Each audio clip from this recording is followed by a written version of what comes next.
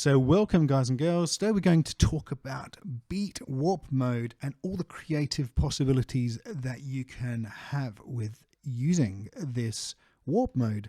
I'm doing this video because I'm using it a lot more to allow me to come up with some more creative sound possibilities, as well as actually helps with mixing. This is really the default for most of your beats, right? So as soon as you bring a sample in, it'll default to beats, transients. This is what a beat sounds like as soon as you bring it in. This sounds obvious, right?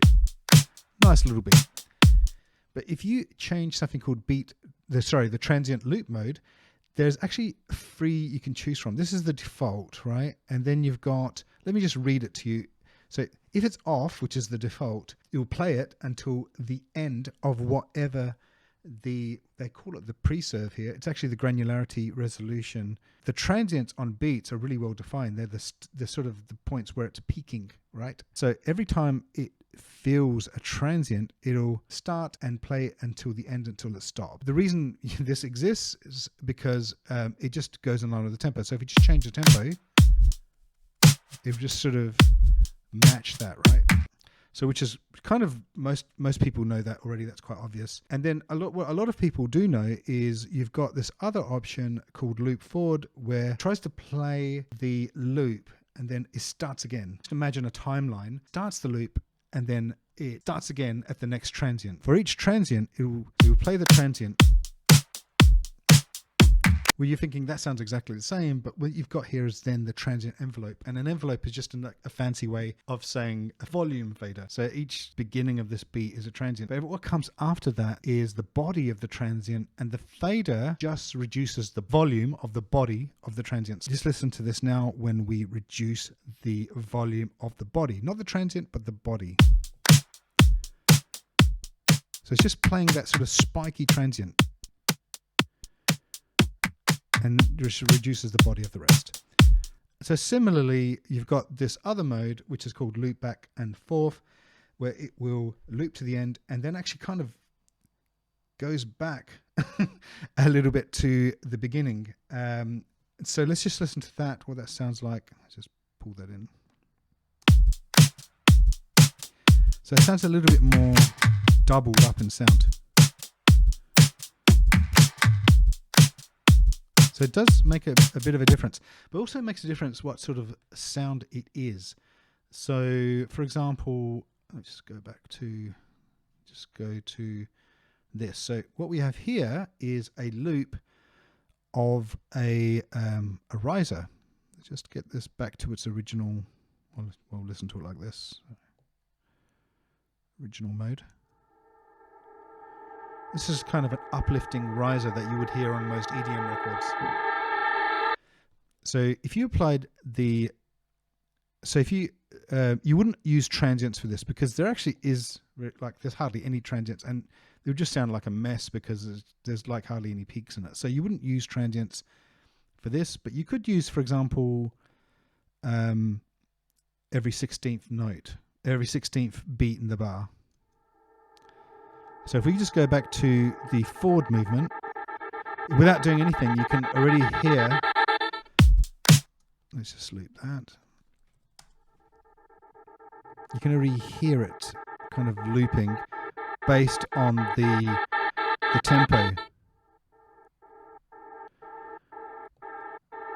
And this is almost like, using Kickstart, it's like almost like sidechain. So that's pretty cool to know that.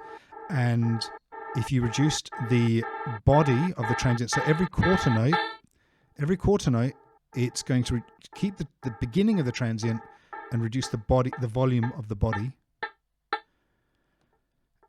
Now, what's really cool is if you put it to 16th,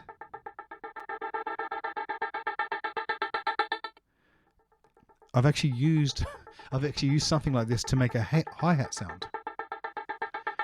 And it sounds super cool because it is it's a beat mode with beats, right? So that's really, really cool. And similarly, let's try let's move on. So so that's that for the transient for that. So let's just listen to another sound. I think this is a This is another riser, so let's listen to that one. Let's go 32.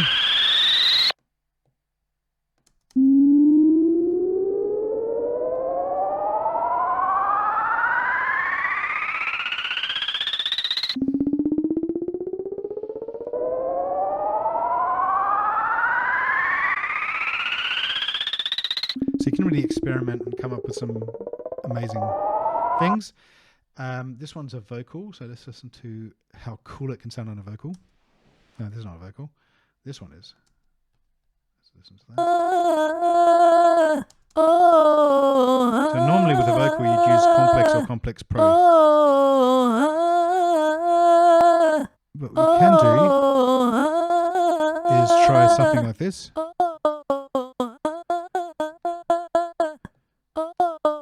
Now that sounds pretty cool. Put a beat on it.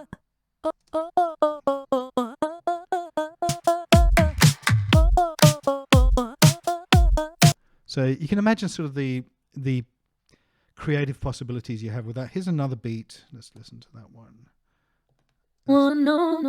Not beat, vocal.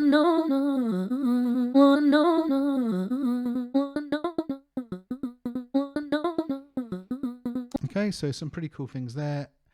And lastly, where I find it really, really useful is on things like bass loops. Let's just listen to this one.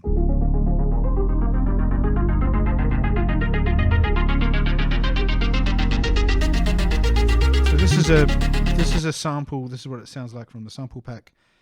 But we can once again apply the reduction in the body.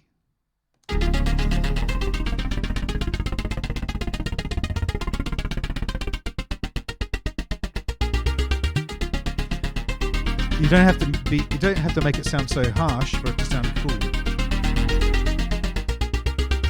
You can sound like really good just with a bit of decrease.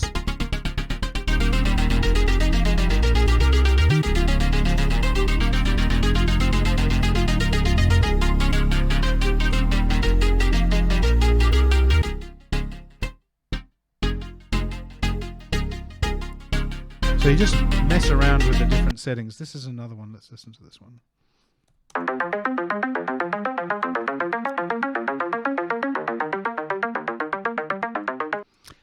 You can do it with guitar. I think this is a guitar sample.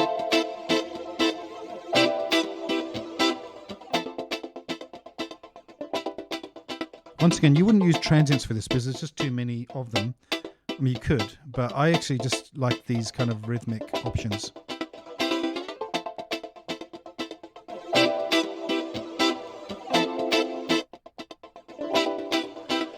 And you just mess around and just see what you get.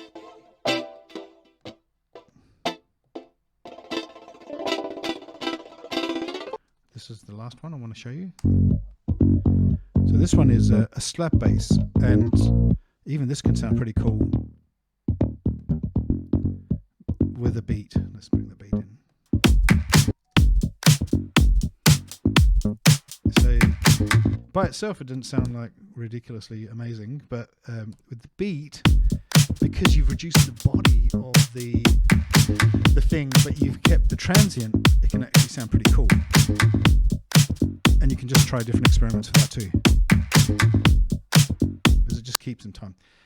So lastly, let's just go back to this other bass sound that we had before.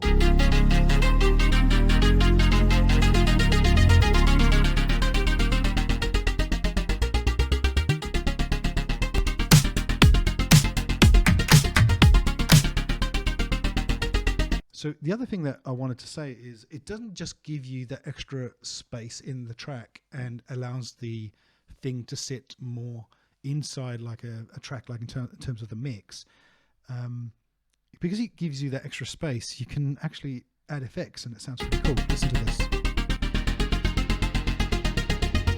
This is a delay and this is an auto filter. So all I've done is I've actually changed the sound of the sample, but I've got a really good sort of effect there. And if you put a kickstart or a sidechain onto it, it sounds even better.